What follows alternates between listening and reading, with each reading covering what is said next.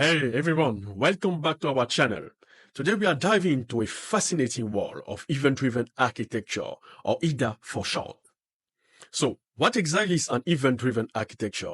Simply put, it's a way of designing systems where event trigger actions and help different parts of the system communicate without being tightly connected.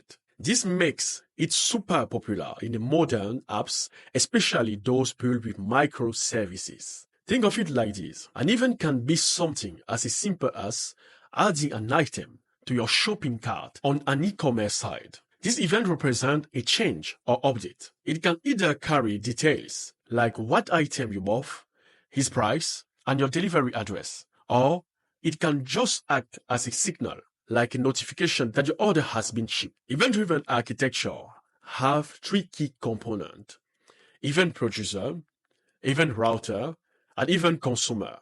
Here is how it works.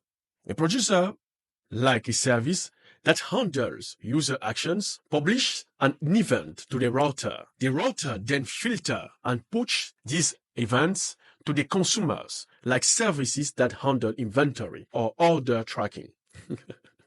What's really cool is that producer and consumer services are decoupled.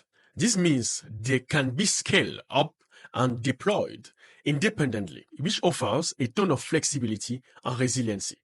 Now that we have introduced the basic of event-driven architecture, let's explore a service that, when combined with IDE, can build an incredible system architecture. Stay tuned.